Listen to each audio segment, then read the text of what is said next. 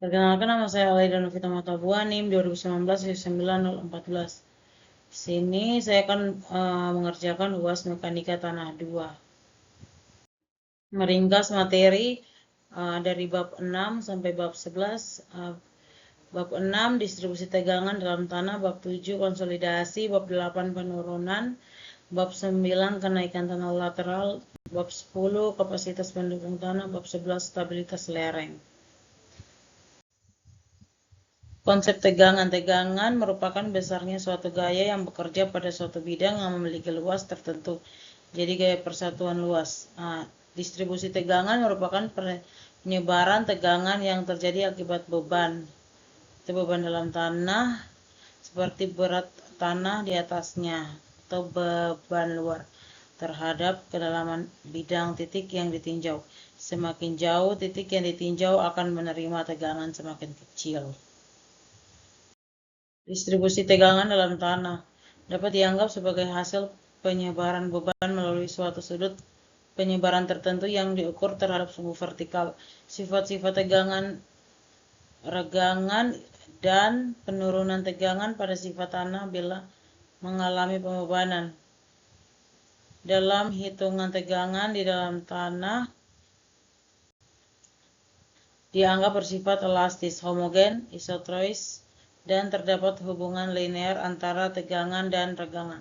Tegangan yang terjadi dalam massa tanah dapat disebabkan oleh beban yang bekerja di permukaan atau oleh beban akibat berat sendiri tanah. Tegangan yang berasal dari beban di permukaan tanah berkurang bila kedalaman bertambah. Sebaliknya, tegangan yang berasal dari berat sendiri tanah bertambah bila kedalamannya bertambah. Teori Bosines, beban titik. Anggapan-anggapan yang dipakai pada teori Bosines adalah: 1. Tanah merupakan bahan yang semi tak terhingga. 2. Tanah tidak mempunyai berat. 3. Hubungan tegangan-regangan mengikuti. 4. Distribusi tegangan akibat beban yang bekerja tidak bergantung pada jenis tanah. 5. Distribusi tegangan simetri terhadap sumbu vertikal. 6. Penambahan volume tanah diabaikan. 7. Tanah tidak sedang mengalami tegangan sebelum beban diterapkan.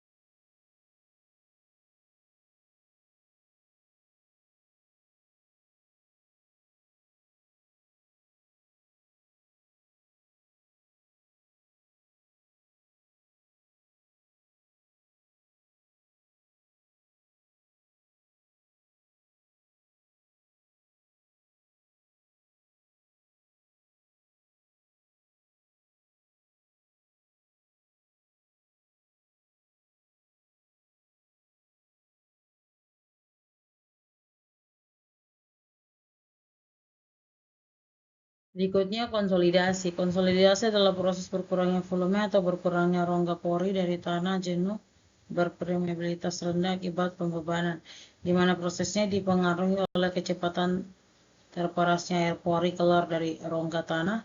Dengan kata lain, pengertian konsolidasi adalah proses terperasnya air tanah akibat kerjanya beban. Proses konsolidasi. Mekanisme proses konsolidasi satu dimensi dapat digambarkan dengan cara analisis seperti yang ditunjukkan pada gambar 7.1. Gambar 7.1 ini dapat kita lihat pada slide berikutnya nanti. Silinder berpiston yang berlubang dan dihubungkan dengan pegas, diisi air sampai memenuhi volume silinder pada pegas. Dianggap bebas dari tegangan-tegangan dan tidak ada gesekan antara dinding silinder dengan tepi piston. Gas melukiskan tanah yang mudah mampat, sedangkan air dalam piston melukiskan air pori dan lubang pada piston melukiskan kemampuan tanah dalam meluaskan air atau permeabilitas tanah. Nah, gambar 7.1a melukiskan kondisi di mana sistem dalam keseimbangan. Kondisi ini identik dengan lapisan tanah yang dalam keseimbangan dengan tekanan overburden adalah alat mengukur tekanan yang dihubungkan dengan silinder memperlihatkan tekanan hidrostatis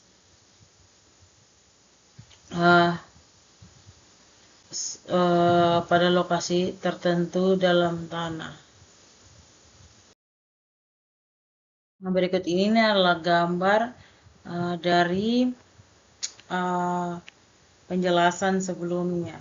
Ya, di mana ini gambar 7.1. Ya, dalam gambar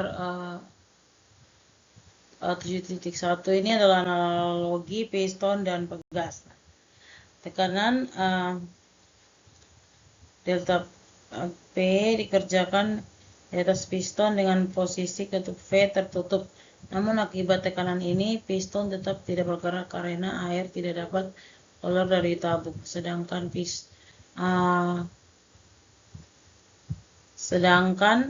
air tidak dapat mampat. Pada kondisi ini, tekanan yang bekerja pada piston tidak dipindahkan ke pegas, tetapi sepenuhnya diduduki oleh air.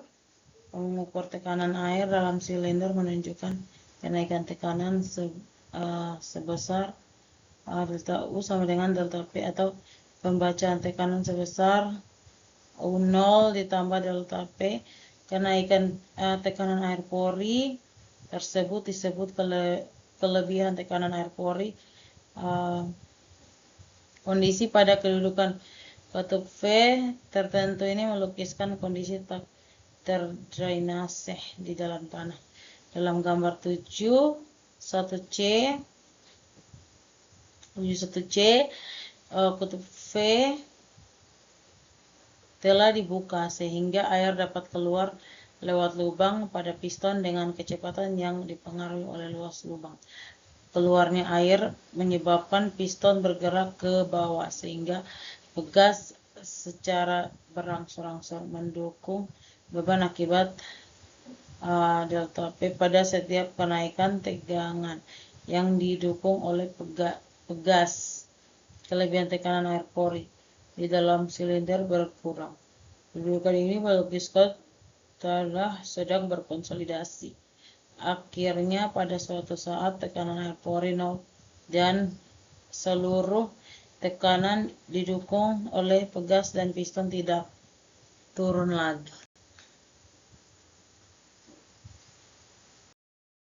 Kemudian 7.1d, kedudukan ini melukiskan tanah telah dalam kondisi terdrainase dan konsolidasi telah berakhir.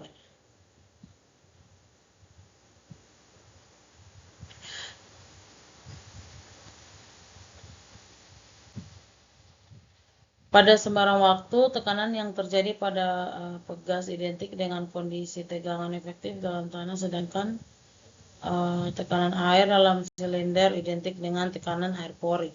Kenaikan tekanan akibat beban yang diterapkan identik dengan tambahan tekanan normal yang bekerja. Kemudian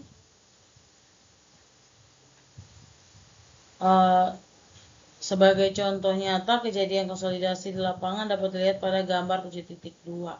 Nah, 7.2 ini akan dapat kita lihat di slide berikutnya. Di sini diperlihatkan suatu fondasi yang dibangun di atas tanah lempung jenuh yang diapit oleh lapisan tanah. Lapisan tanah pasir dengan tinggi muka air tanah di batas lapisan lempung sebelah atas. Nah, dapat kita lihat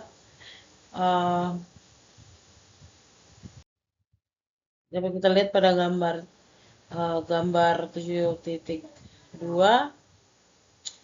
di mana setelah waktu yang lama tinggi air dalam pipa piezometer mencapai kedudukan yang sama dengan kedudukan muka air tanah.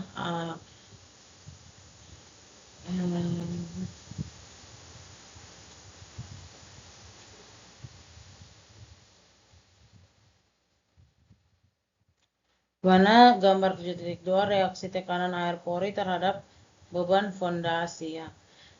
Fondasi pada tanah Lampung Jenuh A adalah fondasi pada tanah Lampung Jenuh, kemudian gambar B adalah diagram perubahan tekanan air pori terhadap waktu.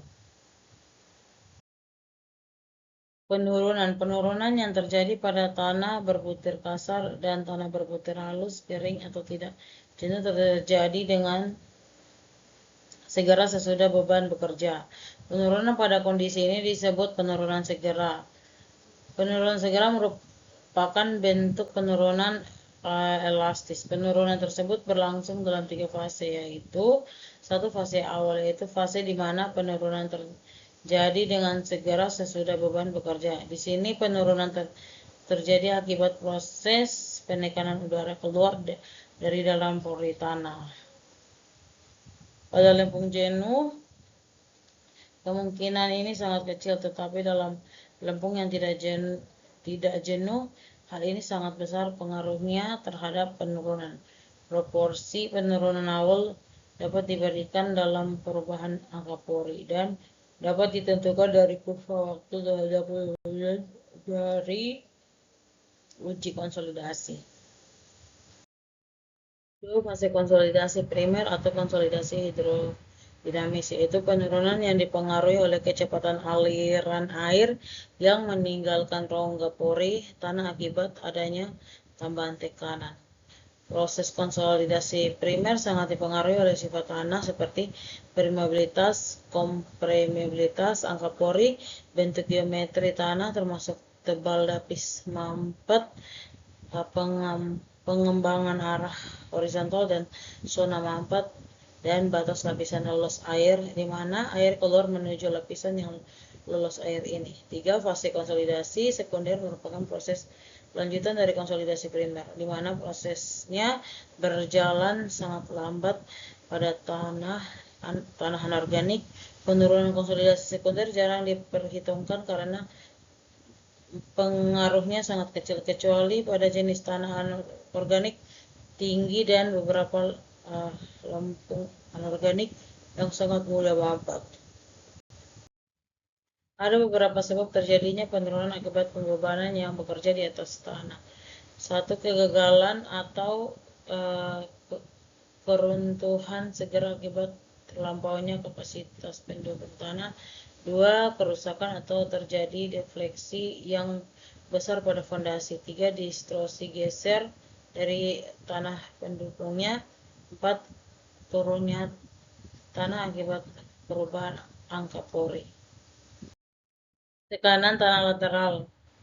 Tekanan tanah lateral adalah tekanan oleh tanah pada bidang horizontal. Contoh aplikasi teori tekanan lateral adalah untuk desain-desain seperti dinding penahan tanah, dinding basement, terowongan, dan lain-lain. Tekanan lateral tanah dapat dibagi menjadi 3 kategori, yaitu jika dinding tidak bergerak, K menjadi koefisien tekanan tanah di mana Kn. 2.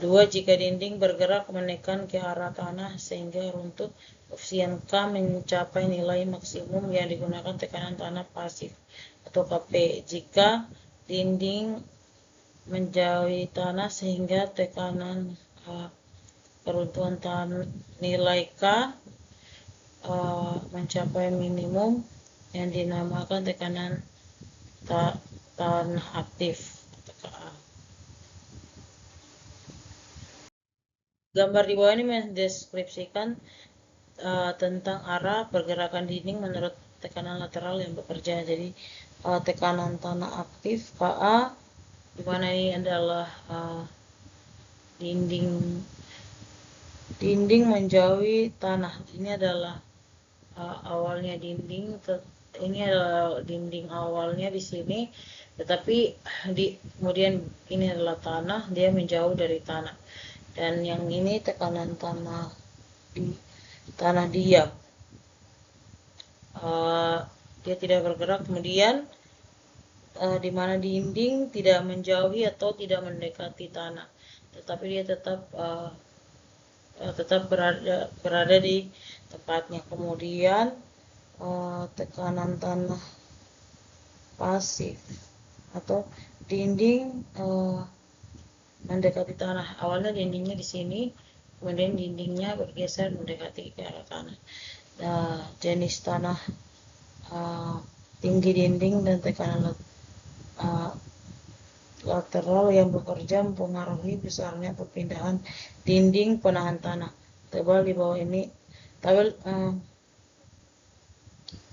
dinding penahan tanah. Kemudian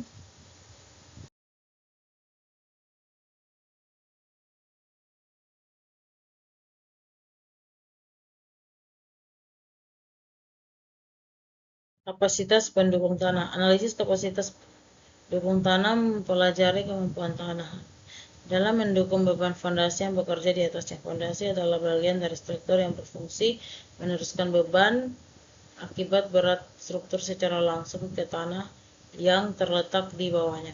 Perencanaan yang seksama diperlukan agar beban fondasi tidak mengakibatkan timbulnya tekanan yang berlebihan di tanah di bawahnya, karena tekanan yang berlebihan dapat mengakibatkan penurunan yang besar, bahkan dapat mengakibatkan keruntuhan fondasi. Dalam perencanaan fondasi terdapat dua persyaratan yang harus dipenuhi. Yang pertama, faktor aman terhadap keruntuhan akibat terlampaunya kapasitas dukung tanah harus dipenuhi. Dua, penurunan fondasi harus masih dalam batas-batas toleransi, khususnya penurunan yang tidak seragam harus tidak mengakibatkan kerusakan pada struktur.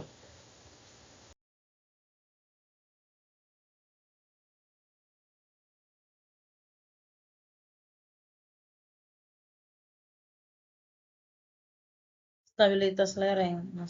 Stabilitas lereng merupakan suatu faktor yang sangat penting dalam pekerjaan yang berhubungan dengan penggalian dan penimbunan tanah, batuan dan bahan galian, karena menyangkut persoalan keselamatan manusia atau pekerja. Keamanan ini berhubungan dengan terdapat dalam bermacam-macam jenis pekerjaan, misalnya pada pembuatan jalan. Hal-hal yang mempengaruhi stabilitas lereng. Satu, penyebaran batuan. Penyebaran dan keragaman jenis batuan sangat berkaitan dengan pemantapan lereng. Ini karena kekuatan sifat fisik dan teknik suatu jenis batuan berbeda dengan batuan lainnya. Penyamarataan jenis batuan akan mengakibatkan kesalahan hasil analisis. Misalnya, kemiringan lereng yang terdiri dari pasir tentu akan berbeda dengan lereng yang terdiri dari lempung. Dua, struktur geologi. Struktur geologi yang mempengaruhi kemantapan lereng dan perlu diperhatikan dalam analisis adalah struktur regional dan lokal. Struktur ini mencakup sesar, kekar, bidang, perlapisan, sinklin, antiklin, ketidakselarasan, inisiasi, dan lain-lain. Struktur ini sangat mempengaruhi kekuatan batuan karena umumnya merupakan bidang lemah pada batuan tersebut dan merupakan tempat rembesan mempercepat proses pelapukan. 3. Morfologi. Keadaan morfologi suatu daerah akan sangat mempengaruhi kemantapan lereng daerah tersebut. Morfologi yang terdiri dari keadaan fisik, karakteristik, dan bentuk permukaan bumi sangat menentukan laju erosi dan pengendapan yang terjadi, menentukan arah aliran air permukaan maupun air tanah dan proses pelapukan batuan. 4. Iklim. Iklim merupakan pengaruh temperatur dan jumlah hujan sehingga berpengaruh pula pada proses pelapukan. Daerah tropis yang panas, lembab dengan jumlah hujan yang tinggi akan menyebabkan proses pelapukan batuan jenuh lebih cepat dibandingkan dengan daerah subtropis. Karena itu, ketebalan tanah di daerah tropis lebih tebal dan kekuatannya lebih rendah dari batuan segarnya.